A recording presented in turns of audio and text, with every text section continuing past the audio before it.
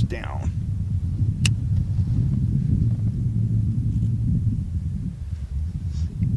Something so fun about fishing with a bobber. Of course, I got a lot of slack out.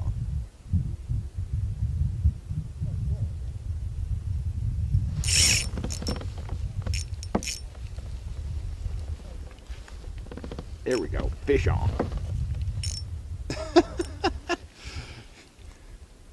Oh yeah. That ultralight is fun. Oh, I love it. It's exciting when you get them when you're trolling, but this is like being a little kid again. He doesn't know what to think. He's like, what the heck happened? Oh, he's all, ooh, there's that dude in the kayak. Yeah. He was laughing at me a minute ago. He ain't laughing now. Woo! Oh my gosh. I love this rod. That is a kick in the pants.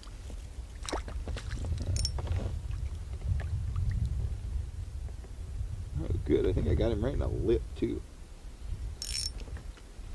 Oh, whoa, whoa, whoa, whoa, whoa. Oh, man. He is fun on that light rod. Let's see here.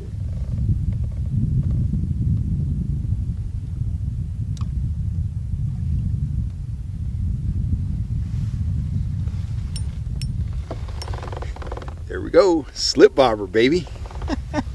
That's a barbless. Trout rods, salmon rods, striper rods, halibut rods, downrigger rods, lead core rods, spinning rods, and more. If you want a high quality, high performance rod that won't let you down out on the water, go to fishhuntshoot.com and check out our selection of high quality, high performance fishing rods.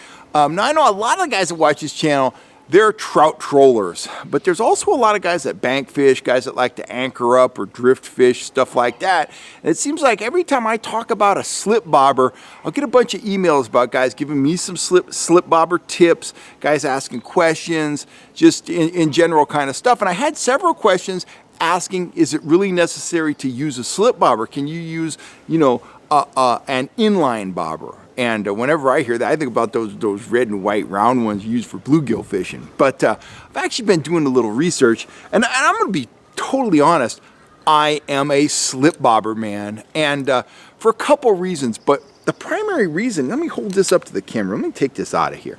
So if you don't know how a slip bobber works, let me just kind of hang on to the rod. I'll kind of go over it here. This one here is a very basic rig because I'm running my main line for leader material. This is a really light rod. It's one of my ultralight 3-piece rods. I'm running 4-pound test. So right here, let me hold this up to the camera. I'll actually put this on my thumb. That is, right, there you go. That is the bobber stop. It's one of those little rubber football shaped affairs. So I threaded that on my line. Then we have right there, we have a bead. We have the bobber. This is very basic. I have a split shot there. I could easily have a swivel there to cut down on twist as well, and then run a leader off of that. But on this one, as I said, I'm using the main line for the leader too. So I have a split shot, and then down about, I don't know, 14, 16 inches, I have a tiny light wire hook. Now, the beauty of this rig is I can adjust this bobber stop right here. I could fish 4 feet deep. I could fish 8 feet deep. I could fish 20 feet deep. But when it came time to cast, I can reel that bobber stop up into the rod, even up into the reel if I wanted to.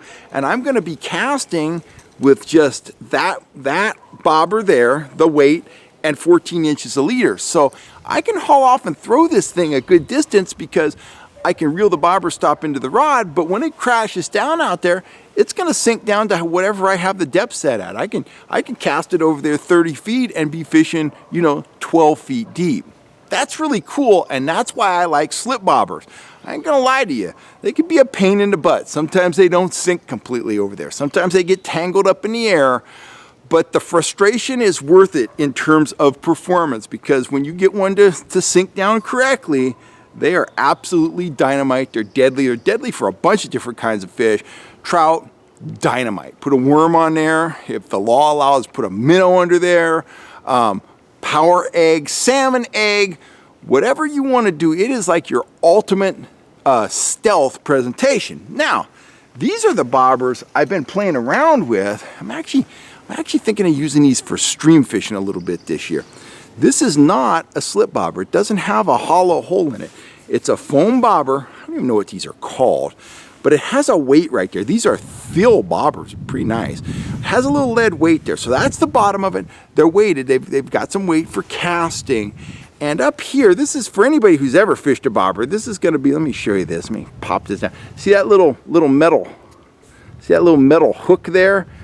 Anybody who's used those red and white bobbers, they're familiar with that. It does the same thing down at the bottom. You can, let me put my finger in front of it. See that there? So this is a bobber that you can put in line. You know, you put it 4 feet from your bait, it's going to stay right there. That's awesome. If you want to fish shallow, these work absolutely great. The downside of them is you don't have a lot of variation in terms of the depth. If you've got this thing, you know, if you've got a worm 6 feet below this, you've got to haul off and cast this thing with a 6-foot leader, which isn't real easy.